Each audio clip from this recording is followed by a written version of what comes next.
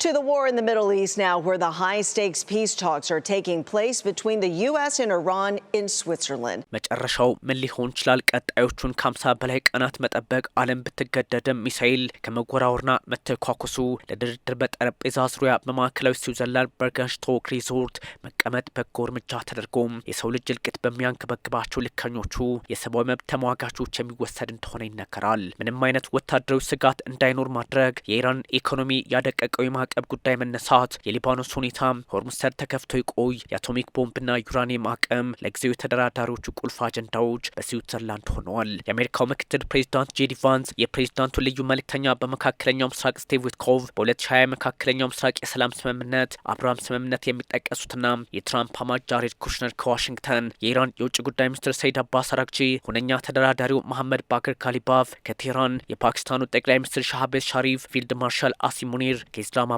የካታሩ ጠቅላይና የውጭ ጉዳይ ሚኒስትር ሼክ መሐመድ ቢን አብዱራህማን ቢን ጃሲም አልታኒ ከዶሃ ተደራዳሪና አደራዳሪ ተዋናያን ሆነው በስዊዘርላንድ መካከለኛው ምስራቅ ውጥረቶችን ታሳቢ አድርገው ይመክራሉ፣ ይሟገታሉ። ለዓለም የተሻለ ያሉትን ደግሞ ዶሃና ኢስላማባድ ለማሰር እየታገሉ ነው ይባላል።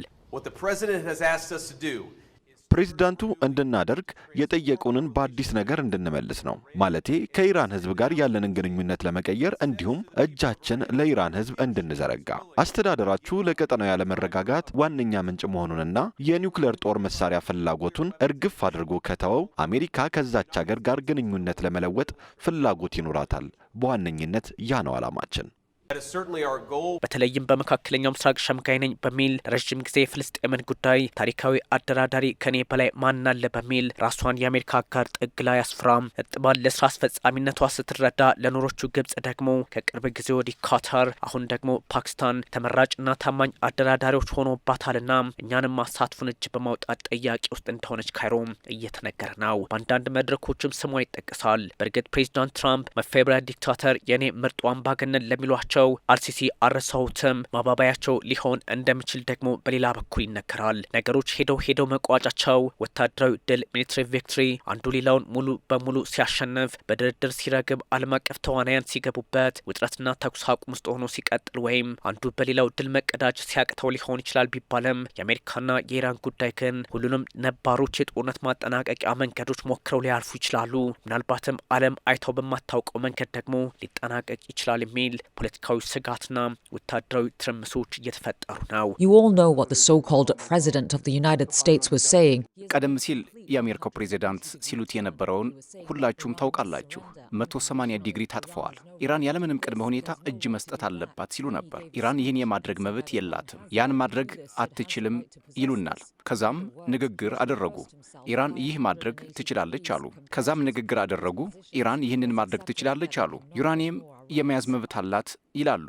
በሌላ አነጋገር ቀደም ሲል ሲናገሩ ከነበረው የ180 ዲግሪ ራሳቸውን አጥፈዋል።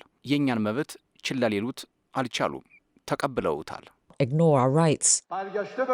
የስትራቴጂክና ዓለም አቀፍ ጥናቶች ማዕከሉ ጆን ቢ አልተርማን የመካከለኛው ምስራቅ ኢንስቲትዩት ተንታኞች የመካከለኛው ምስራቅ ምክር ቤት ለዓለም አቀፍ ጉዳዩ ኦማር ኤች ራህማን ከጥንት ጊዜ ጀምሮ በዚህ ጉዳይ ላይ ሲያነሱ የነበረውም ይህን አይነት ስጋት ነው። ይህ ሁሉ ስጋት ባለበት ሰዓት ነው እነ ዶሃና ኢስላማባድ መፍትሄ በዋሽንግተንና በቴህራን መካከል ያሻል በሚል በስዊዘርላንድ ቁልፍ አጀንዳ ላይ የተቀመጡት።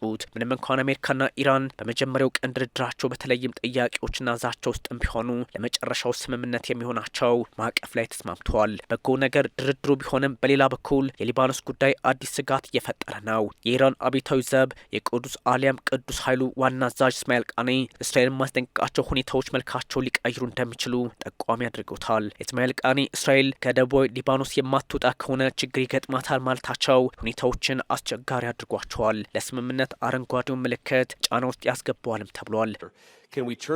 በመካከለኛው ምስራቅ ግንኙነታችን ላይ በቋሚነት መለወጥ እንችላለን፣ አሊያም ወደ ኋላ ተመልሰን ባሮጌው መንገድ ማድረግ እንችላለን። ምርጫችን አይደለም፣ ግን በዛ መንገድ የምንሄድ አይመስለኝም። ከዚህ በፊት የአሜሪካና የኢራን አስተዳደር በዚህ በከፍተኛ ደረጃ ተገናኝተው አያውቁም። Never before has the Iranian and American leadership met at such a high level. ሌላ 2000 እስራኤል ይገጥማታል ቃኒ ብለዋል። ለ18 ዓመታት ቆይታ 2000 ላይ ከደቡባዊ ሊባኖስ የወጣችበትን ጊዜ ለእስራኤል ለማስታወስ ነው ቁድስ ኃይሉ ይህን ያለውም ተብሏል። ማፈግፈግ አለባት በሚል አስጠንቅቀዋል እስማኤል ቃኒ። ከቴህራን በኩል እንዲህ አይነቱ ዛቻ ባለበት ሰዓት በእስራኤል በኩልም ያለው አቋም አደገኛ ሆኗል። ጠቅላይ ሚኒስትር ቤንያሚን ኔታንያሁ ከደቡባዊ ሊባኖስ አስፈላጊ ሆኖ እስካገኘነው ድረስ ፈጽሞ አንወጣም በሚል አሳስበዋል። ይህ ደግሞ አሁን የቁድስ ኃይሉ ካወጣው መግለጫና ለድርድሩ ቀይ መስመራችን ነው የኢራን አቋም ጋር የሚጋጭም ሆኗል። በዛ ላይ ኔታንያሁ በጀሩሳሌም ኒውስ ሲንዲኬት ጄኤንኤስ ዓለም አቀፍ ፖሊሲ ጉባኤ ላይ ኢራናውያን ወደ አደባባይ ወጥቶ መንግስታቸውን ይገልብጡ በሚል ጥሪ ማቅረባቸው ድልም አድርገናል በሚል በአደባባይ መናገራቸው